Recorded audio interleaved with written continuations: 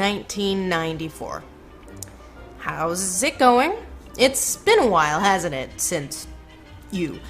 People that were born in you are now old enough to vote. That's trippy to me. I wanted to talk to you about one of your products. No, unfortunately, it's not one of the fun ones like All That, The Lion King, or NAFTA, but the aimless countercultural masterpiece known as Reality Bites. I really hated it. Now, in any era, I might hate this movie, or like Rent, for instance. I've always hated Rent, but I find I hate it now for different reasons than I did in 2003, for instance, before the movie. Completely different reasons, in fact, and most of which I find are very directly related to the current state of the economy. What I'm trying to say is, 1994, is that I respect that you made a movie about how being young, 20-something in 1994 is hard. I have a hard time sympathizing with you, however, because everything is worse now! Shut the f*** up, 1994. Oh, what, you're spoiled for choice by a decent economy? We're blaming a disaffected generation surrounded by adults that just don't get it on Winona Ryder's inability to find a job. Not the fact that, I don't know, she's a shitty employee who got her ass fired. Is life hard, 1994? Are you disappointed in the Clinton administration? Oh, wait, forgive me, you're too cool to vote.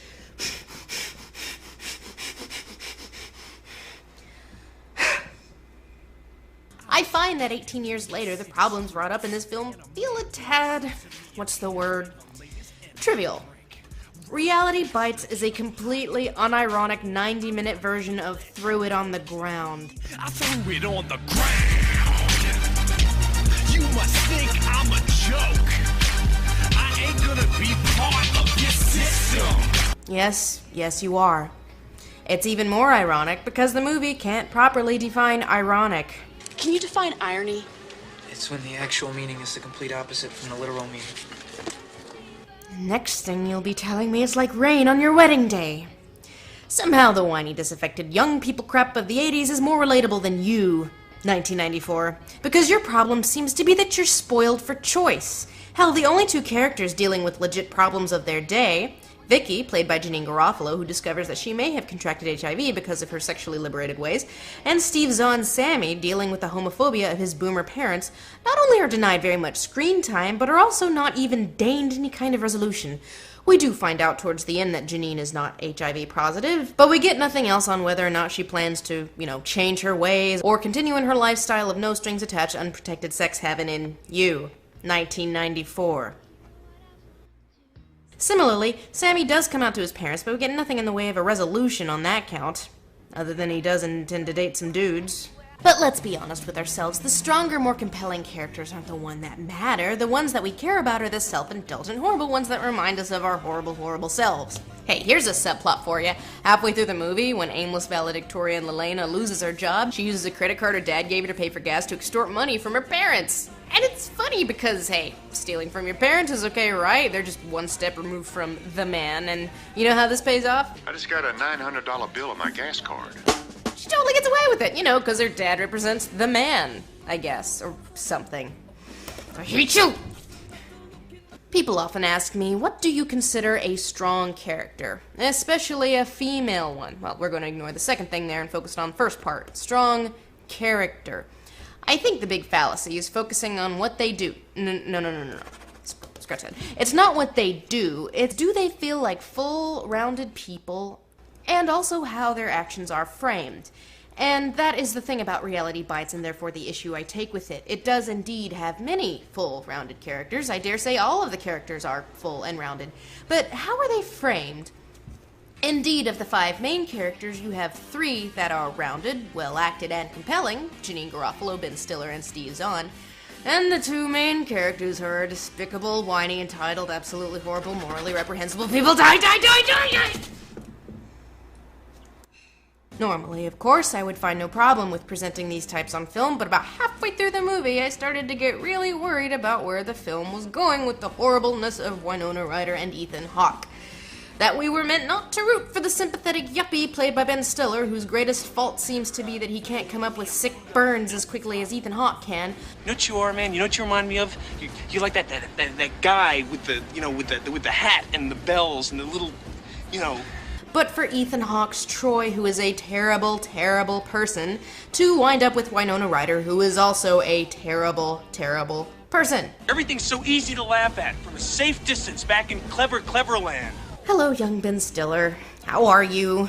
You know, one day you will star in some movies that I really deeply hate, like Meet the Parents, but you will also one day direct and star in movies I really like Zoolander and Tropic Thunder. I see you're developing your own screen persona quite well, young Ben Stiller, but... Wait, you directed this, Ben Stiller?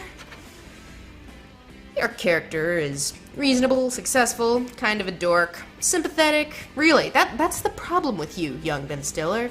And I guess this is the problem with creating a realistic third-party character in the first place.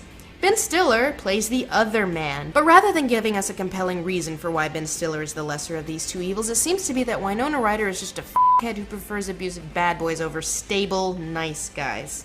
Also, poor Michael doesn't get a resolution. Did I mention Ben Stiller's character doesn't get a resolution either? He just kind of falls off the movie when Winona decides to get all weepy over this little shitlord during Act 3. Doesn't even get the opportunity to be bitter over rejection, he just falls off the movie. See ya!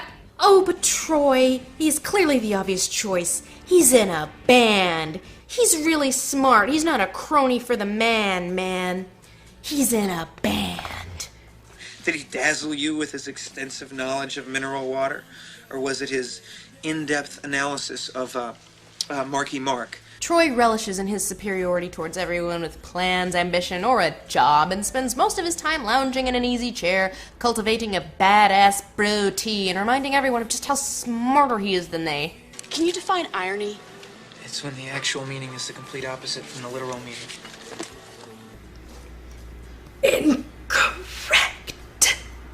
He develops an instant resentment towards Ben Stiller's Michael because he actually seems to respect Relena and makes, effort instead of wooing her in his passive, condescending, lazy gift of unequivocal specialness, not to mention, he has a job. Oh.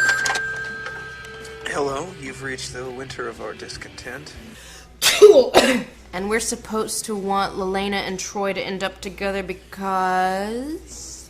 You look beautiful. You look like A doily. Here we see an early, more realistic version of the Twilight dilemma. Many people are well aware of the fact that Bella's choice is between a controlling, abusive stalker and a nice guy who turns into a controlling, abusive stalker, albeit slightly less so, but she goes for the more controlling guy because... women. But the popularity of the Twilight series certainly is not that. It is a cautionary tale about the fascinating tendency of some women to go for the abusive, controlling type against their better judgment. Oh no. The issue most people take with Twilight, most thinking people anyway, is in how it's framed. How romantic that notion is to both the author and, presumably, the reader. Ethan Hawke's character might well be the most despicable, morally bankrupt, abusive, exploitative, narcissistic, and just plain mean person I've seen in a role that the audience is implicitly supposed to root for and sympathize with. He ranks up there with Daniel Plainview in terms of sheer moral bankruptcy, but without the benefit of morally ambiguous framing on the part of the filmmakers or screenwriters. Troy would drink your milkshake. I drink it up! And then he would justify it with some Nietzschean nihilistic bullshit or something that he learned in Philosophy 101. Oh wait, he's too good for that. He knew that shit already, and that's why he dropped out of college. So what would a contemporary counterexample to Reality Bites look like? A movie that came out a couple years later, per se, with equally horrible characters, albeit properly framed and therefore interesting and insightful? Trainspotting. Choose life. Choose a job. Choose a career. Choose a family. Choose a fucking big television. Choose washing machines, cars, compact displays, and electrical tin openers. Trainspotting is engaging. Hell, there's a reason why they show Trainspotting in film history classes while Reality Bites gets conveniently ignored. The characters in Trainspotting deal with complex issues of their day, and they also do horrible things like steal from loved ones. But here's a movie that makes no pretense about them being terrible, awful people. Not to mention we see them suffer consequences for what they do. While we're on the subject of framing, that's one of my major problems, again, with Rent. It isn't so much the story itself, but how it's framed. We're meant to sympathize with the main character of Mark Cohen when he finds it unfair that the buddy in whose building they'd been squatting asks that he starts paying rent to live there, where he hadn't been expected to before. Their logic being that they should not have to get real people jobs and pay the goddamn rent like every other f***ing person in the world because they're artists. there? Are you screening your call? It's Mom. Ugh, stop calling me Mom. It's so lame having a loving family that I can fall back on. There's also some terrible home movie style documentary and reality bites. What was it with you in home movie documentaries early 90s? What do you think other people are going to find interesting in your aimless VHS home movies? Look at this. This isn't raw, this isn't real, this is someone playing a VHS camera that doesn't know shit about filmmaking. She's shooting on Shitio, for Christ's sake. Hell, at least Mark Cohen had a Super 8. Can't believe you're making me defend Rent reality bites. We are expected to accept Lelena as an auteur of cinema verite, Michael as a yuppie corporate seller outer, and Troy as a rebel who sees through all phoniness, and therefore it's okay that he's a total mooch. But what is Michael's corporate sellout crime around the midpoint? His people in New York recut Lelena's masterpiece. And it's still bad, but it's less bad. And she's horrified that her art has been repurposed into corporate schlock, but personally I fail to see it as anything but an improvement.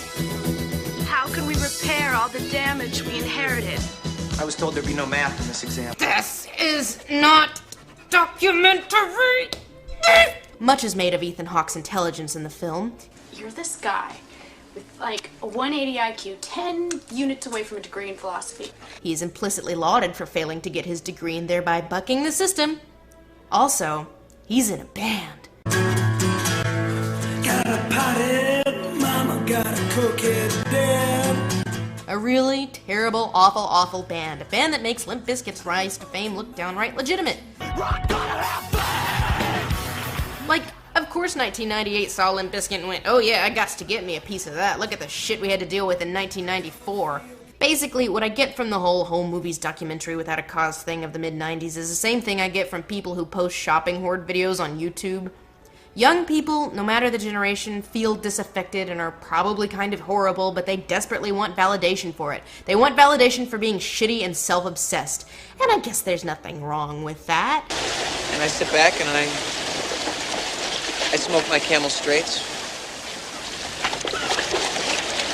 And I ride my own melt. The following word I am loath to use because here in 2012 it's ranking up there with words like epic and awesome and ermagerd as far as words that have been overused to the point of meaninglessness, but it might still have some meaning to you, 1994, and that word is privilege. And the message I get from this movie is that being privileged sucks. The result is a movie whining about how being privileged sucks and trying to get the audience to agree with this and thereby relate to the horrible leads who do horrible things to other people and to each other. Again, the problem is not in the characters themselves, but in the framing. And it's true. Being privileged does kind of suck. It sucks because it's confusing. You feel discontent, you want to whine about your discontent, but you don't know what to whine about, so you end up making shitty movies like Reality Bites to validate your shittiness, which starts off well enough. Really, it does. The first half of Reality Bites is not that bad, but about halfway through the movie, you start to get the feeling that the resolution to this thing is going to make you really, really angry. Your characters are abusive, self-absorbed, terrible people who use others, be they the love of their life or their own f***ing parents, but you frame it in such a way that they are the audience. I realize that this movie was not meant to show any insight. Disaffected youth hate that, but it was meant to relate to disaffected youth and make money. But aimless existential Gen Xers of 1994 with your Soundgarden and your Bill Clinton and your flannel, you are Winona and Ethan. You are them, and they are terrible, and therefore you are terrible. And I am Sideshow Bob, and this movie is a yard full of rakes. Why do I keep doing this to myself? That said, this movie can be enjoyable if you just keep reminding yourself that Ethan Hawke is the threw-it-on-the-ground guy. For something that presents itself as countercultural, it stinks of incredibly corporate by pandering to its audience that apparently has these horrible, terrible worldviews rather than challenging them with a film in which the characters suffer actual consequences. In fact, the character we see suffering the worst consequences is Sammy, who, I might have mentioned, did nothing wrong. This is fine, of course, because that's kind of the world we live in. Being gay sucks, but I take umbrage with the fact that everyone else is fine, and yay, what consequences? Even Winona stealing from her dad is played as a joke. Please leave your name, number, and a brief justification for the ontological necessity of modern man's existential dilemma, and we'll get back to you. Lelena, this is your dad. So, corporate shill pandering to disaffected youth who want to rage against corporate shill. Now that, Ethan Hawke, is irony. Love 2012. P.S. We all really miss Bill Clinton, apparently. Happy birthday to the crown!